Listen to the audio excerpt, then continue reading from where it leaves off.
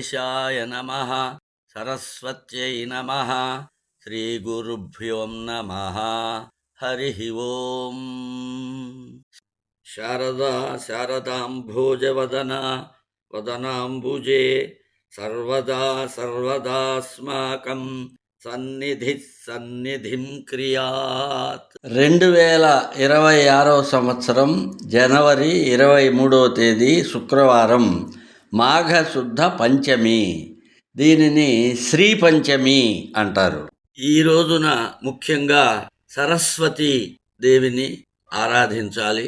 సరస్వతీ మాత అనుగ్రహం యూట్యూబ్ వీక్షించుతున్న ప్రేక్షకులందరికీ కలగాలని జ్ఞాన ప్రదీపిక ఆకాంక్షిస్తూ శ్రీ పంచమిని గురించిన కొన్ని ముఖ్యమైన విషయములు పురాణముల నుండి గ్రహించినవి తెలుసుకుందాం. ముందుగా మహాకవి బమ్మెర పోతనామాత్యుల వారు రచించిన ఆంధ్ర మహాభాగవతంలోని సరస్వతి స్తోత్ర పద్యములను తెలుసుకుందాం. శారద నీరదేందు ఘనసార పటీర మరాళ మల్లికాహార తుషార ఫేన రజతాచలకాశ ఫణీష కుంద మందార సుధాపయోధి సితతామర సామర వాహిని శుభాకారత నొప్పు నిన్ను మదిగానగనన్నడు కల్గు భారతి. అమ్మా సరస్వతి, నీవు శరదృతువులోని మేఘం వలె స్వచ్ఛమైన దానవు. అలాగే చంద్రుని వలె, కర్పూరం వలె, చందనం వలె, హంస వలె, మల్లెపూల మాల వలె, తుంపరుల వలె, నురుగు వలె, వెండి కొండ వలె, గంగా నది వలె శుభంకరమైన రూపంతో ఉంటావు. అటువంటి నిన్ను నా మనస్సులో ఎప్పుడూ చూస్తూనే ఉంటానమ్మా.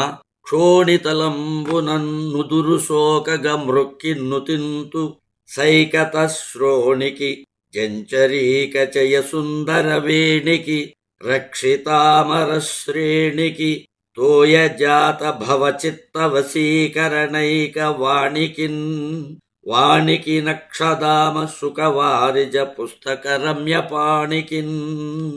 భూమికి నుదురు తగిలేటట్లుగా నమస్కరించి స్తుతిస్తున్నాను. ఆ సరస్వతీదేవి ఇసుక తిన్నెల వంటి పిరుదులు, తుమ్మెదల బారు వంటి సుందరమైన పొడవైన జడ కలిగి ఉంటుంది. దేవతలను రక్షిస్తూ ఉంటుంది. బ్రహ్మదేవుని చిత్తాన్ని వశీకరింప చేసుకొనగల మాట తీరు కలిగినటువంటిది. ఆమె చేతులలో అక్షమాలను, చిలుకను, పద్మాన్ని, పుస్తకాన్ని ధరించి ఉంటుంది. సరస్వతి అమ్మవారికి గల అనేక నామాలలో ఒక నామము బ్రాహ్మి. బ్రాహ్మి అంటే అపారమైన దయ కలిగినది. సరస్వతీదేవి యొక్క ఈ అపారమైన దయను గురించి పోతనామాత్యుల వారు రచించిన పద్యం. పుట్టంబుట్ట శరంబునన్మొలవ నంభోయాన పాత్రంబునన్నెట్టంగల్గను కాళి కొల్వను పురాణింపన్ దొరకుంటి మీదెట్టే వెంట జరింతు తత్సరణి నాకీవమ్మ యో అమ్మ మేల్పట్టున్నాకగుమమ్మ నమ్మితి జుమి బ్రాహ్మీ దయాంబోనిధి. నా శిరస్సు మీద పుట్టటం వల్ల నేను పుట్టలేదు అంటే నేను వాల్మీకిని కాను అని. పడవ మీద పుట్టలేదు అంటే నేను వ్యాసుణ్ణి కాను, కాళిదాసును కాను. ఈ భాగవత పురాణం తెనిగించాలని ప్రారంభించాను. ఇక ముందు ఎలా ముందుకు సాగాలో ఆ విధానం నాకు చెప్పు. అమ్మా, నాకు ప్రోత్సాహం నీవే. సరస్వతి, నీవు కరుణా సముద్రానివి. నిన్నే నమ్ముకొన్నాను. అంబ నవాంబుజోజ్వలకర అంబుజ శారద చంద్ర చంద్రికాడంబర చారుమూర్తి ప్రకట స్ఫుట భూషణ రత్న దీపికా చుంబిత దిగ్విభాగ శృతి సూక్తి వివిక్త నిజ ప్రభావ భావాంబర వీధి విశ్రుత విహారిణి నన్ గృపచూడు భారతి. అమ్మా, అప్పుడే వికసించిన పద్మం చేత ప్రకాశించే హస్తం కలదానవు, శరత్కాలపు వెన్నెల వలె వెలుగొందే చక్కని రూపం గలదానవు, కాంతిమంతము స్ఫుటము అయిన భూషణాలలోని రత్న దీపాలతో దిక్కులన్నీ వెలిగిస్తావు. వేద సూక్తులలో వికసింపబడినది నీ ప్రభావం. మా భావాలు అనే ఆకాశ వీధుల్లో విస్తృతంగా విహరిస్తావు. అట్టి నీవు నన్ను దయతో చూడుమమ్మా సరస్వతి అని మహాకవి బమ్మెర పోతనామాచ్యుల వారు ఆంధ్ర మహాభాగవతాన్ని రచించటానికి ముందు చెప్పినటువంటి పద్యాలు ఇవి. మాఘశుద్ధ పంచమిని శ్రీ పంచమి అని అంటారు. ఈరోజు సరస్వతీదేవి ఆవిర్భవించినటువంటి రోజు. ఈ మాఘశుద్ధ పంచము నాడు గోలోకవాసి అయిన శ్రీకృష్ణ పరమాత్మ యొక్క జిహ్వ అగ్రభాగము నుండి సరస్వతీదేవి ఉద్భవించినట్లుగా దేవీ భాగవతంలో చెప్పబడింది. సరస్వతీదేవి వాక్కునకు విద్యకు అధిష్టాన దేవత, సత్వగుణ స్వరూపిణి. ఈ వాగ్దేవి యొక్క స్థానాలు స్వర్గము, భూమి, అంతరిక్షము. స్వర్గ వాగ్దేవి పేరు భారతి, భూమిపైనున్న వాగ్దేవి పేరు ఇలా, అంతరిక్ష వాగ్దేవి పేరు సరస్వతి. సరస్వతి ఉపాసన వలన అన్ని విద్యలు, సమస్త కళలు, సంగీత సాహిత్యములు సిద్ధిస్తాయి. ఈమె మహావిద్య, మహావాణి, భారతి, వాక్, సరస్వతి, ఆర్య, బ్రాహ్మి, వేదగర్భ, ధీశ్వరి మొదలైనటువంటి పేర్లతో పిలువబడుతుంది.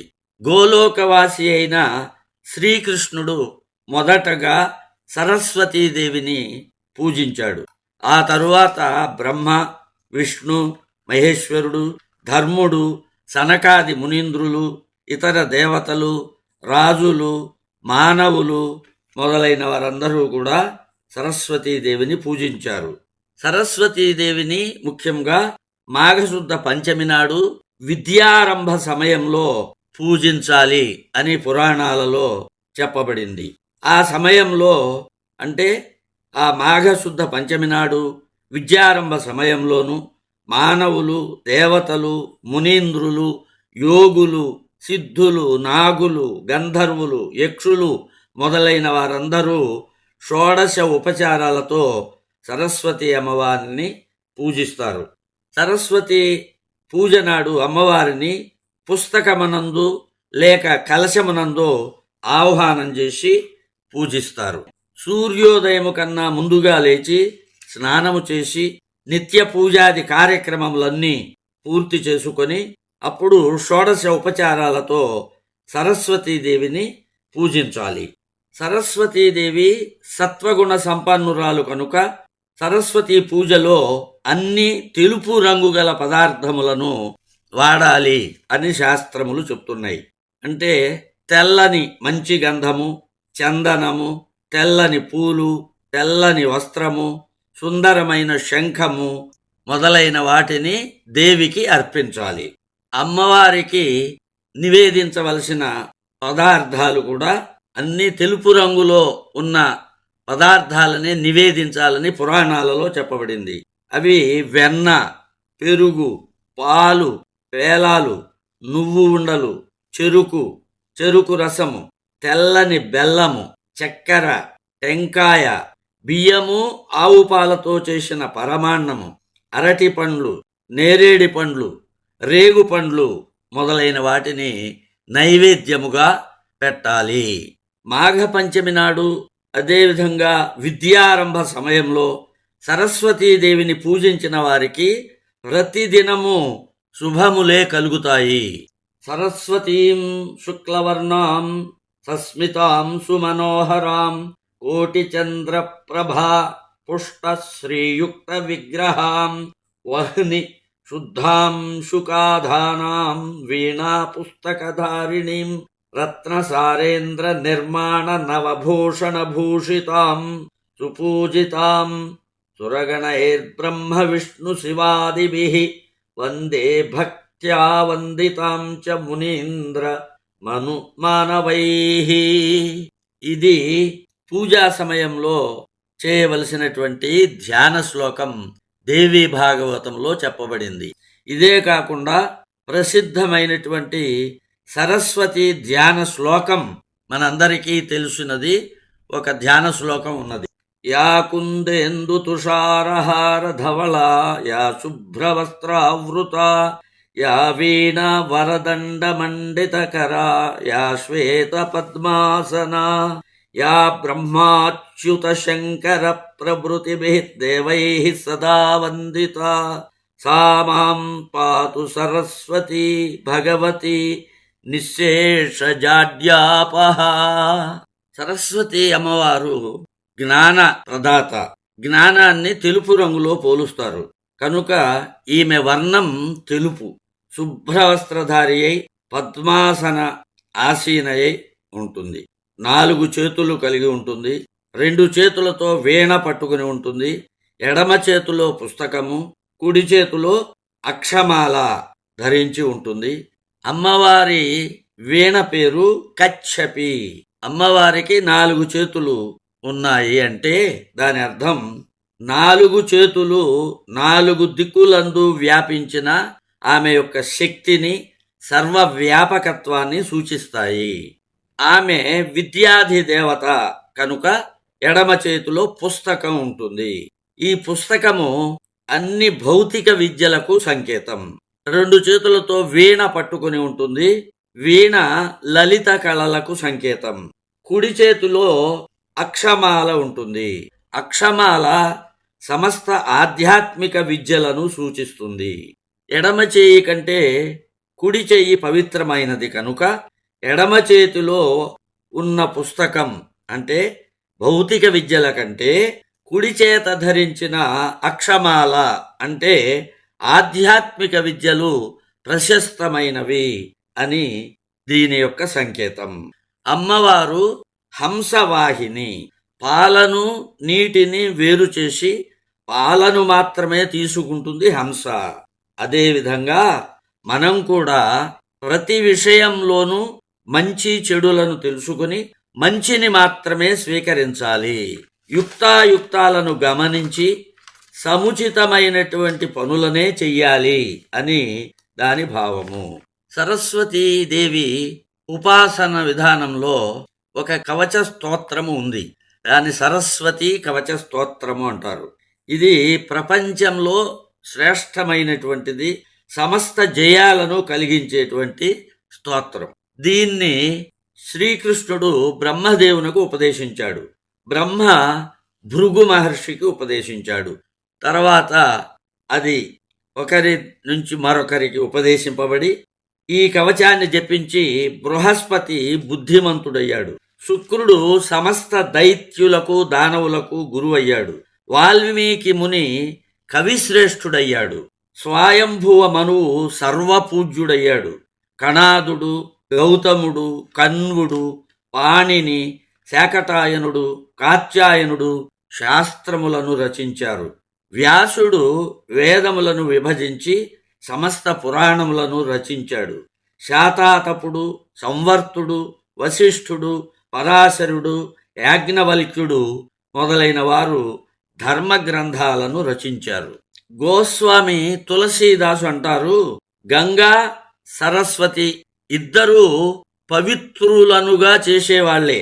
అయితే గంగా పాపములను పోగొట్టి పవిత్రులను చేస్తుంది. సరస్వతి అవివేకాన్ని అంటే మానవులలో ఉండేటువంటి అవివేకాన్ని తొలగించి పవిత్రులను చేస్తుంది. అంటే అవివేకహారిణి. గంగా పాపహారిణి, సరస్వతి అవివేకహారిణి అంటారు గోస్వామి తులసీదాస్. చివరగా తల్లిదండ్రులకు ఒక విజ్ఞప్తి. మీ పిల్లల చేత ప్రతిరోజు 3 పూటల అశ్వలాయన మహర్షి రచించిన సరస్వతి ద్వాదశ నామ స్తోత్రాన్ని చదివించండి. ఈ స్తోత్రాన్ని పఠించేటువంటి వారి నాలుక చివరన సరస్వతి నివాసం ఉంటుంది అని ఈ స్తోత్రంలో చెప్పబడింది. ఆ స్తోత్రం ఏమిటంటే, ప్రథమం భారతీ నామ, ద్వితీయంచ సరస్వతి, తృతీయం శారదా దేవి, చతుర్థం హంసవాహన, పంచమం జగతి ఖ్యాత, షష్ఠం వాగీశ్వరీ తథా కౌమారీ, సప్తమం ప్రోక్తం, అష్టమం బ్రహ్మచారిణి, నవమం బుద్ధిదాత్రీ చ, దశమం వరదాయిని, ఏకాదశం క్షుద్రఘంటా, ద్వాదశం భువనేశ్వరీ, బ్రాహ్మీ ద్వాదశ నామాని, త్రిసంధ్యం యః పఠేన్నరః సర్వసిద్ధికరీ తస్య, ప్రసన్నా పరమేశ్వరీ, సా మే వసతు జిహ్వాగ్రే, బ్రహ్మరూపా సరస్వతి. ఈ పైన చెప్పిన ఈ 12 నామాలని 3 సంధ్యలలో ఎవరైతే పఠిస్తారో వారి ఎడల పరమేశ్వరి ప్రసన్నురాలవుతుంది. వారి నాలుక చివరన బ్రహ్మరూప ఆయన సరస్వతి నివసిస్తుంది. మరొకసారి మీ అందరికీ, ముఖ్యముగా మీ పిల్లలకు, చదువుకుంటున్నటువంటి పిల్లలందరికీ ఈ శ్రీ పంచమి రోజున సరస్వతీ మాత యొక్క అనుగ్రహం, ఆశీస్సులు లభించి ఉన్నత విద్యను అభ్యసించి జీవితంలో ఉన్నత స్థితికి రావాలని ఆ సరస్వతీ మాతను ప్రార్థిస్తూ స్వస్తి.